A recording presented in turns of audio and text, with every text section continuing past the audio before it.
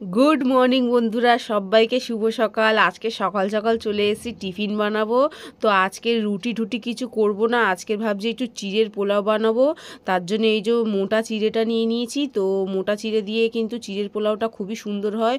তবে চিড়ের মধ্যে কিন্তু প্রচুর নোংরা থাকে, সেইগুলোকে ভালো মতন বেছে আগে পরিষ্কার করে নিয়ে তারপরে ধুয়ে চিড়েটাকে একটা ঝুড়ির মধ্যে জল ঝরাতে রেখে দিয়েছি। এবার এদিকে কড়াইয়ের মধ্যে দিয়ে দিয়েছি শুকনো লঙ্কা কয়েকটা টুকরো করে, আর দিয়েছি তার সাথে বাদাম।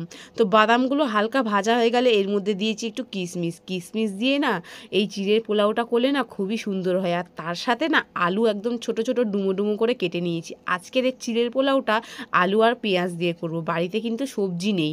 আর তাই সবজিটা দিলাম না, এইভাবে শুধু আলু পেঁয়াজ দিয়ে করলে কিন্তু সেটাও কিন্তু খেতে ভালো লাগে। তো মোটামুটি আলুটা যখন একটু ভাজা ভাজা হয়ে যাবে তখন আমি পেঁয়াজ কুচি আর কাঁচা লঙ্কা কুচি দিয়ে নেড়ে চেড়ে এর মধ্যে চিড়েটা দিয়ে দিয়েছিলাম। এতক্ষণে চিড়েটা কিন্তু আমার জল ঝরে একদম ঝরঝরে হয়ে গেছে। এবার চিড়েটা দিয়ে এর মধ্যে পরিমাণ মতন আবারও একটু নুন দিয়ে দিয়েছি, আর একটু 1 চামচ মতন প্রায় চিনি দিয়েছি। যেহেতু চিড়ের পোলাও একটু মিষ্টি মিষ্টি ভালো লাগে, ঝাল ঝাল মিষ্টি মিষ্টি নুন নুন এটাই কিন্তু ভালো লাগে। তো রেডি হয়ে গেল আমার ঝরঝরে একদম চিড়ের পোলাও।